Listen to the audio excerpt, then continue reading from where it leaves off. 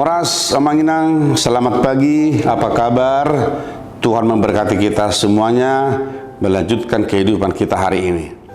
Marilah kita mendengarkan firman Tuhan yang menyapa hidup kita. Tertulis dalam kitab 1 Petrus pasal 3 ayat yang ke-9 yang berbunyi demikian.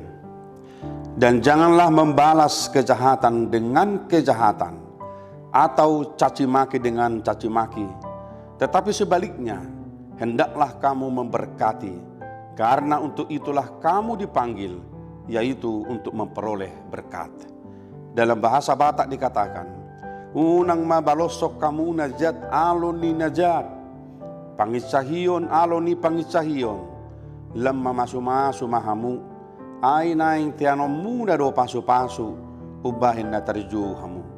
Demikian firman Tuhan.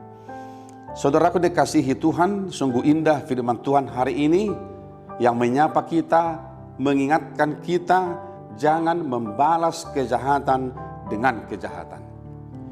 Saudaraku, kalau kita ditanya pribadi lepas pribadi, apakah saudara pernah disakiti orang lain? Saya percaya hampir semua orang pasti berkata ya. Terlepas sebesar apa sakit hati kita itu, masalah apa yang membuat kita seperti itu.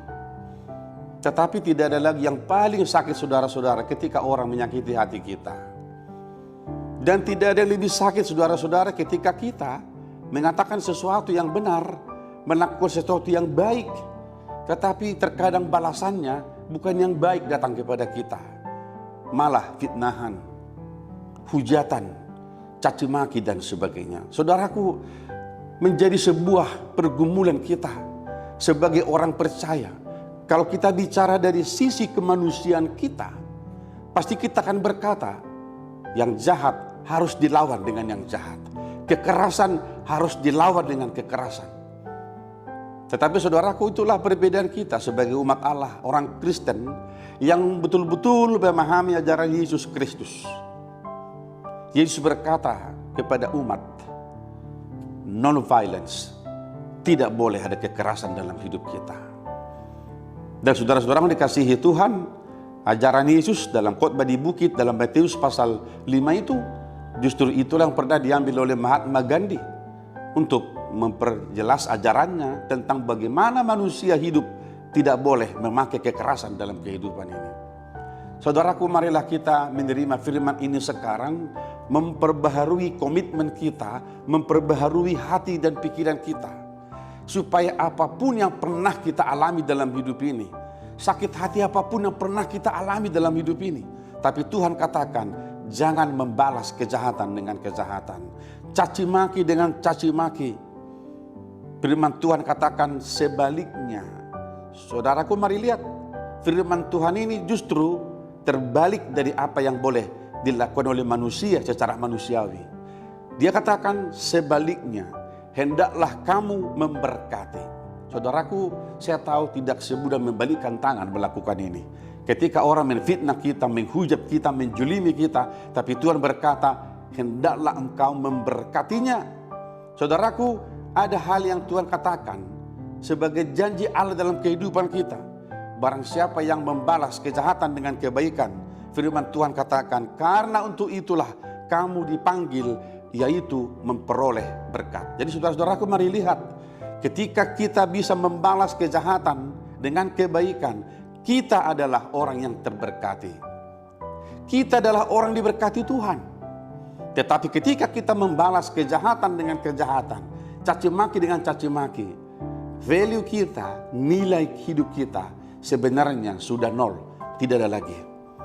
Tetapi luar biasa firman Tuhan katakan hari ini kepada kita, jika engkau mampu membalaskan kejahatan itu dengan kebaikan, maka firman Tuhan katakan, untuk itulah engkau dipanggil memperoleh berkat. Saudaraku, semoga berkat yang seperti itu akan terus turun dalam kehidupan kita sehari-hari. Sesakit hati apapun saudaraku dikasihi Tuhan, mari lihat, Tuhan Yesus telah melewati semuanya itu, dan dia mati di kayu salib untuk menunjukkan kepada kita bahwa tidak ada yang paling besar, yaitu cinta kasihnya kepada kita manusia. Bapak Ibu jemaat yang dikasihi Tuhan, mari kita melanjutkan kehidupan kita ke depan dengan terus menaburkan kebaikan-kebaikan.